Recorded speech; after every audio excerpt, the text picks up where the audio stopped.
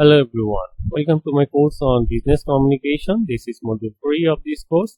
This module is on construction of clear sentences and paragraphs. I'm your course instructor Muhammad Iftikhar Islam Bhoya. Now let's move to the main parts of this module. You may ask me, why should we focus on clear sentences and paragraphs in business communication?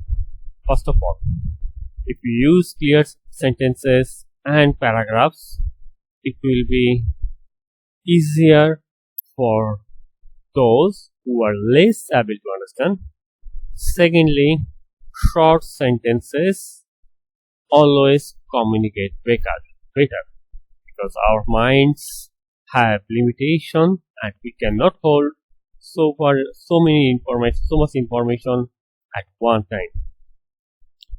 So, if you provide too much information in one sentence or paragraph, there will be risks of miscommunication.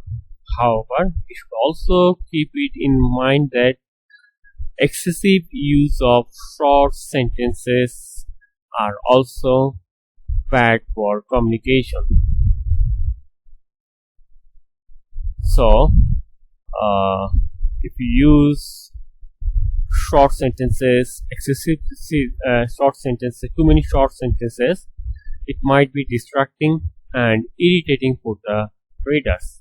Now let's look at an example where too many short sentences have been used.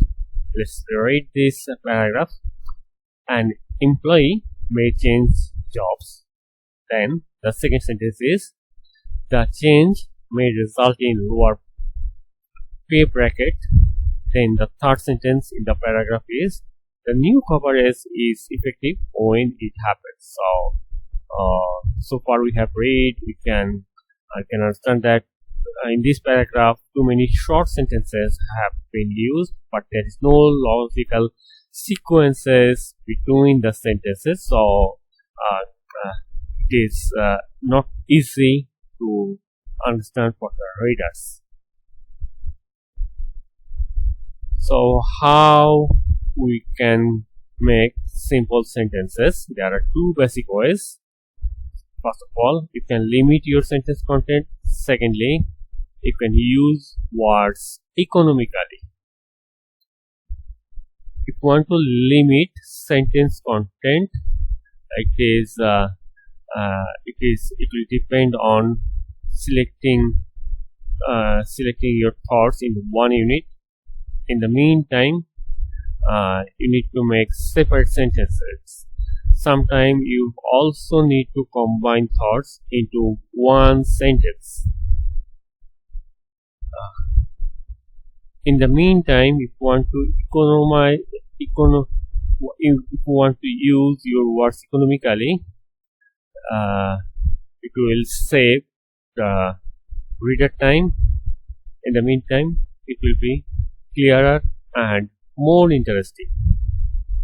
Now let's look at some examples. So if you use along the lines of, it means like, so instead of writing along the lines of, you should use like, which is a shorter substitute. There are more examples here at the present time. So if instead of at the present time, you should use now. There are more examples here. You should also eliminate your surplus words, because on many occasions surplus word will not add anything to the sentence meaning. Let's look at an example. It will be noted that the records for the past years show a steady increase in special appropriation.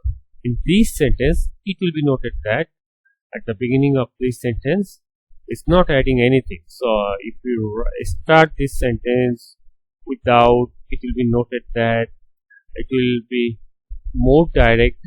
It will be a better sentence for the reader. So the better one is, if you start from the records of the past year, so a steady increase in special appropriations. There are more examples here. Now let's look at first one.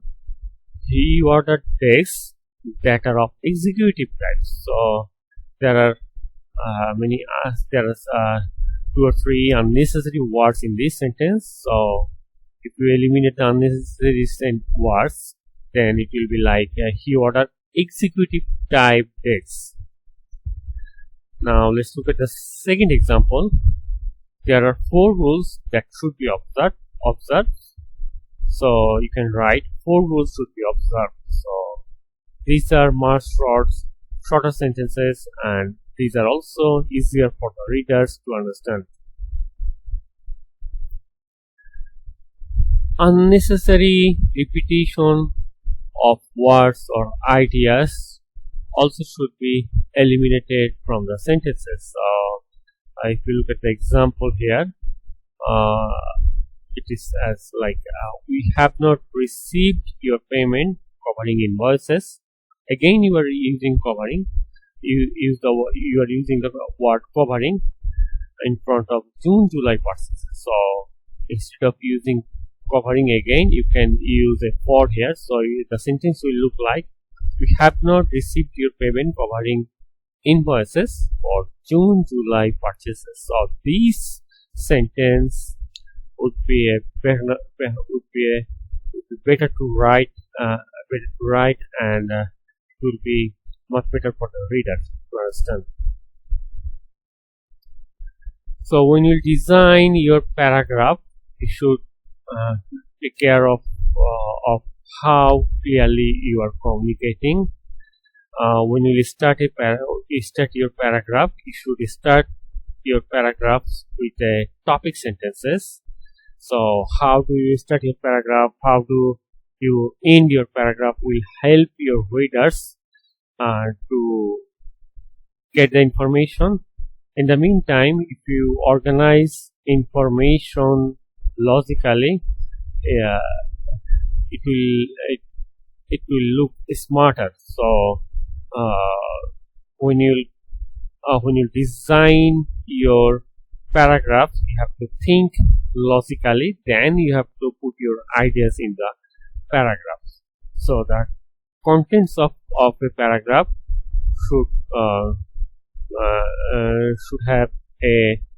have one topic or idea. So one paragraph, it is much better if you put one idea or one topic in one paragraph. There are some basic rules when you design paragraphs. So generally, paragraphs should be short. Secondly,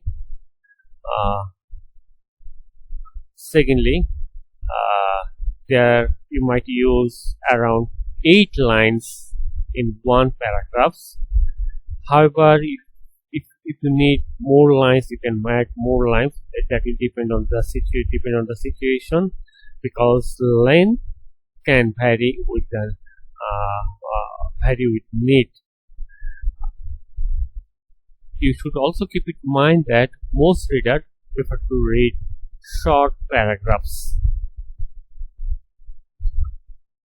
So we have already mentioned that when you will start writing a paragraph, there should be a topic sentence. So the topic sentence will express the main idea of paragraphs. So it is like the heading of the paragraphs. So for example, if you want to say advantage in one paragraph, if your paragraph should like, there are many advantages of tourism for developing countries. If you want to say disadvantages of tourism, you might say there are some disadvantages of tourism for both developing and developed countries. So this is how you should write your topic sentence. So when you write, there are some advantages of tourism for developing countries. So with this sentence, the readers will understand that in this paragraph you are talking about the advantages of tourism. So the topic sentence serves as a heading for the paragraph. In the meantime, other sentences should support your topic sentences. So your topic sentence is the central idea of each paragraph, and it helps you check paragraph unity. So that's all about this lecture. If you have any question, please don't hesitate to contact me. Thank you.